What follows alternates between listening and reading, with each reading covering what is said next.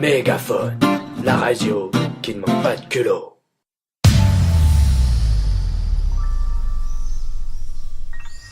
Boire, c'est simple. Je bois, je dors et j'oublie. Mais vos petites amies vont vous en vouloir si vous les délaissez ainsi. Elle me voit bien assez. Hors d'œuvre, c'est mieux qu'un dessert. C'est un bon gimmick pour commencer l'interview. Alors hors d'œuvre, on peut clairement dire quand même DJ international. Ça fait quoi de se retrouver dans une salle étudiante à Rennes? C'est pas la première fois, et puis moi j'habite à Rennes, donc si tu veux, sur cet endroit-là, je le connais déjà. Elle a bourré la Rennes. C'est ça, c'est aussi Bourg-la-Reine, c'est aussi, il y a Bourg-l'Évêque aussi à Rennes qui est très intéressant. Mais voilà, ça c'est la petite interlude de Altarba aka Joseph pour moi. Et donc voilà, non mais cette salle elle est cool parce que c'est des étudiants. La reine des putes. Mais ça sera censuré, hein, de toute façon. Et du coup, voilà, cette salle, elle est cool parce que c'est des étudiants qui organisent, c'est bien organisé, vous gérez bien le plan, c'est bien, c'est très agréable. Et en plus, il y a la ligne 4 qui fournit jusqu'au bout de la nuit pour venir vous voir et on peut repartir tranquillement sans perdre le jeune permis que vous avez, quoi. Ça, c'est cool. Mais vraiment, c'est un bel endroit, la jauge est pas trop grande, pas trop petite, c'est vraiment cool. Alors, justement, par rapport à tes expériences en international, qu'est-ce que ça t'a fait, justement, de te retrouver dans des concours internationaux, enfin, vraiment propulsé sur le devant de la scène comme ça, et puis vice-champion du monde, c'est vraiment un titre énorme. Ne serait-ce que ça, quoi. En fait, le truc, c'est que quand tu fais ce genre de compétition, en fait, à la base, c'est une passion. Tu vois, tu commences, tu fais du scratch quand t'apprends le violon chez toi, t'as envie de faire un instrument, tu le joues pour toi. Moi, j'avais pas mon père derrière pour me dire, tu vas faire du scratch, comme mon père aurait pu me dire, fais du piano, tu vas faire du piano, t'apprends le solfège. Non. Là, on m'a rien imposé. Moi, j'ai kiffé ça. Et après, l'idée, c'est que c'est une passion. Et après, les compétitions, c'est un peu un diplôme. Enfin, à l'époque, maintenant, c'est un peu vérolé pour moi, mais c'est mon opinion. Mais après, si tu veux, c'est une carte de visite, un diplôme en disant, si t'as un titre de champion de scratch, jazz, c'est bien, c'était plus facile de trouver des dates pour se faire programmer en fait. Donc du coup, vu que je faisais ça 4, 5, 6, 7 heures, 8 heures par jour de scratch à la maison, je me suis dit ok, je vais me lancer dans des compétitions. Et voilà. Et donc après à un moment donné, les premières années, tu prends des gifles parce que t'es mauvais. Et voilà, moi j'avais pas de connexion internet, tu vois, en 2001, 2002, j'étais pas encore sur la 4G, tu vois. Et du coup, voilà, je me suis dit ok, je me lance. Donc tu prends des premières gifles, après tu gagnes tes compétitions et après tu peux peut-être envisager de dire ah ça va être mon taf à plein temps. Et donc du coup voilà, après voilà, c'est une carte de visite, c'est-à-dire qu'aujourd'hui j'ai 3 titres de champion de France, 2 titres de vice-champion du monde. Bon voilà, ça fait 7 ans maintenant qu'ils sont là. Bon maintenant ça joue plus en ma faveur ce genre de truc parce qu'il y en a d'autres Français qui sont champions du monde, voire vice machin. Mais voilà, c'est un pédigré, ça met un point final sur un objectif, tu vois, personnel en disant voilà, je suis allé jusqu'au bout de ma passion pour avoir un titre et voilà.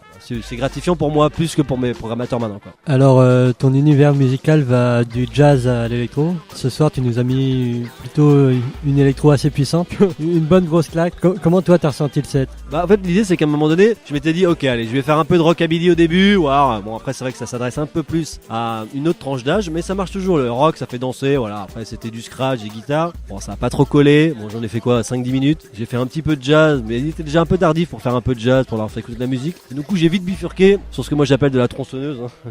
Donc voilà, tu fais de la tronçonneuse, t'envoies du 128, 130 BPM et tu scratches avec. Moi j'aime ça en fait. Et après l'idée c'est que c'est impossible de concevoir une carrière moi de faire que des DJ sets d'électro. Bon après voilà, vu que je scratch tout le temps dessus, je reprends les synthés, je m'amuse, je bifurque. C'est pas trop ennuyant mais pour moi c'est un peu chiant parce que c'est téléphoné, t'attends le break, tu refais le break, tu fais la montée, tu rescratches le son du break, hop t'envoies, Mais voilà, après c'est bien quand c'est tardif comme ce soir. À un moment donné, voilà, la jeunesse est un peu ivre, il faut que ça danse, et voilà. Il y a un moment donné, il faut que le volume sonore et le beat soient fat et le tempo, donc voilà, ça fonctionne. Après moi c'est plus mon objectif de carrière. Après c'est ce qui fait que je peux boucler mon intermittence, mais ma vocation et ma musique de prédilection c'est aujourd'hui le jazz quoi. Mais voilà, après ça fait des années que je mixe de l'électro donc je suis à l'aise comme dans mes baskets quoi. Alors justement tu dis que t'es passé de l'électro au jazz, bon c'est peut-être un signe de maturité. Comment déjà t'en es venu à te produire sur scène? T'as eu je sais pas un DJ qui t'a vraiment très influencé, une source qui t'a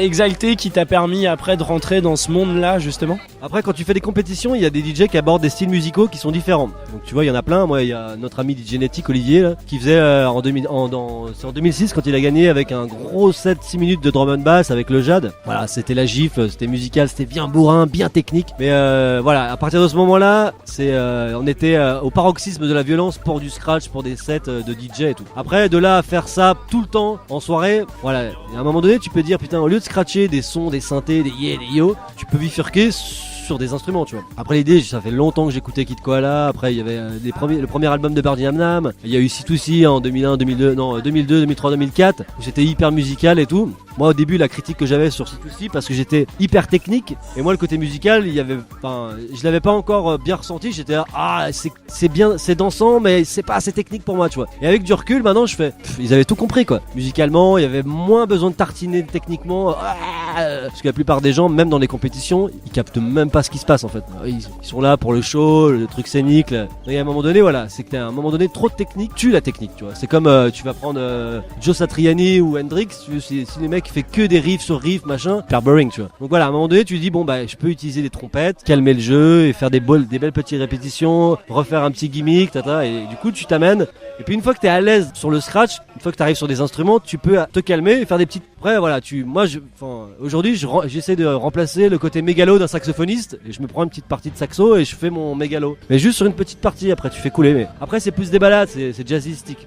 Mais c'est vraiment autre chose quoi. Mais moi ça me plaît, j'ai un futur album qui sortira en 2015 et ça va rester encore très très jazz, il y a beaucoup de featuring mais voilà, mais c'est vraiment ce que je bosse au quotidien en production à la maison quoi. En parlant un peu technique, on te voit sur scène, donc t'es avec tes platines vinyle, t'as ton PC aussi, alors tu fais quoi? Il y a une sorte de mix un peu savant entre analogique, numérique, t'es plus à l'aise sur quoi? T'as commencé sur des platines vinyle? Bah oui, parce qu'au départ quand t'es commencé, il y avait pas Serato ni Tractor, tu vois à l'époque. Donc du coup pour les compétitions on était obligé de presser nos propres vinyles. Donc on produisait sur Fruity Loop, Ableton et tout, tu produisais et tu faisais presser tes disques pour les championnats en fait.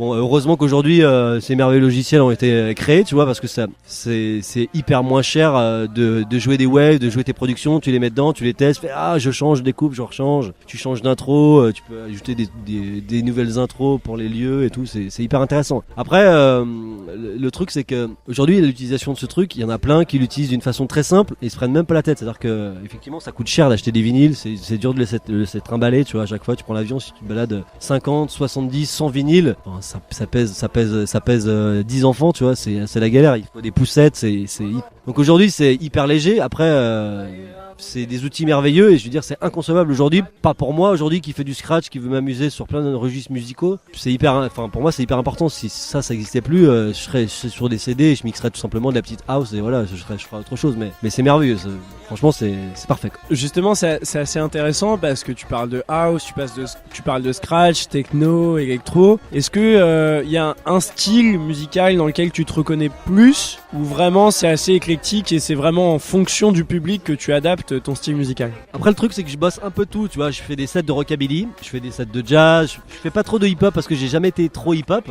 même si par rapport au scratch j'ai écouté du hip-hop, du Cut Killer il y a 10 ans, 15 ans, j'ai adoré ça, mais si tu veux la plupart des DJ rennais dont Netic et tout ça, ils étaient déjà hyper hip-hop, hyper calés, hyper professionnels là-dedans, mais moi vu que j'avais pas cette culture là, ça m'intéressait pas d'aller là-dedans, sachant qu'il y avait déjà des maîtres qui le faisaient beaucoup mieux que moi et ça m'intéressait pas. Donc du coup moi j'ai tout de suite bifurqué soit sur de l'électro ou de la drum and bass à l'époque, et une fois que j'ai saturé avec les tournées plus en Europe centrale, là, quand j'habitais à Prague, je faisais que de la drum and bass et du breakcore, tu vois. Donc c'était hyper intéressant, donc c'était la même méthode avec du scratch, je crois, on faisait les breaks, les montées et voilà, overdose musicale. Et à un moment donné je dis putain, on peut peut-être calmer la sauce et utiliser la même technique mais on change simplement le registre musical en fait. Et donc du coup tu te dis bon bah voilà, au lieu de se faire 120 mesures de scratch sur un beat drum and bass au taquet, je peux le faire sur une bonne partie de contrebasse, batterie et voilà, je fais le piano, le saxo et voilà. Après c'est une autre clientèle. Mais après ça peut fonctionner. Mais moi je passe beaucoup plus de temps à bosser maintenant des sets de rock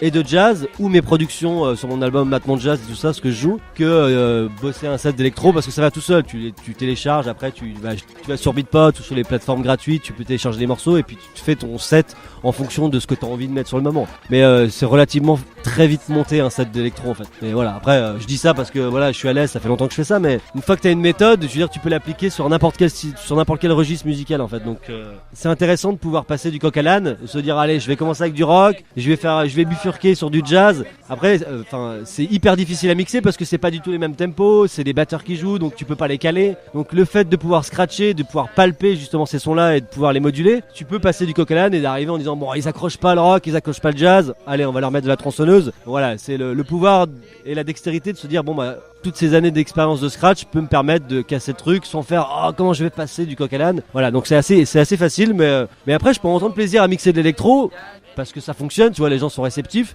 mais je ferai pas ma vie là-dedans, voilà, je viendrai pas à Carl Cox à mixer pendant 25 ans de la techno parce que c'est plus ma tasse de thé, quoi. Mais j'aime ça quand même. Alors justement, tu en parlais de l'expérience. Alors justement, t'as vécu à Prague, t'as vraiment une carrière aussi internationale qui est assez importante. Est-ce que il y a un public vraiment de pays qui est plus réceptif qu'un autre? Après ça dépend vraiment de la soirée, c'est-à-dire que on peut se retrouver ici, tu vois, à Rennes, à l'INSA, où les jeunes, moi j'appelle des adolescents parce que j'ai 15 ans de plus, tu vois, mais ça fonctionne super bien. Enfin je dis 15 ans parce que je suis presque déjà vieux, mais l'idée c'est que après je vais pas dire en Espagne, à Berlin ou ailleurs si cela. Je veux dire ça dépend vraiment de la soirée et puis qu'on appelle ça des artistes qui sont là, du plateau, tu vois. Donc c'est-à-dire qu'à un moment donné, tu peux te retrouver dans le Gers et avoir une putain de soirée rock avec des DJ ou avec des purs groupes, et puis ça peut être hyper réceptif, ou tu peux jouer à Paris où les gens ils accrochent pas du tout et tu fais ça sert à rien. Après voilà, mais il y a pas de pays où j'aimerais bien jouer. Après j'aimerais bien jouer au Brésil, tu vois. Je suis allé au Brésil pendant 4 mois et j'étais un peu frustré de pas avoir joué là-bas en fait. Mais ça se fera tôt ou tard de toute façon. Mais voilà, je peux pas dire tel pays est mieux pour ci pour cela, tu vois. Même si j'ai joué un petit peu partout, tu vois. Je peux pas dire ouais ce pays c'est mieux, quoi. Alors d'ailleurs, en parlant de tourner un petit peu partout, quelles sont tes prochaines dates? Putain, ouais, alors mes prochaines dates, là je les ai pas sous les yeux. Normalement je joue non, je sais pas. Après c'est des dates en option. Là je joue au Divan du Monde le 22 novembre.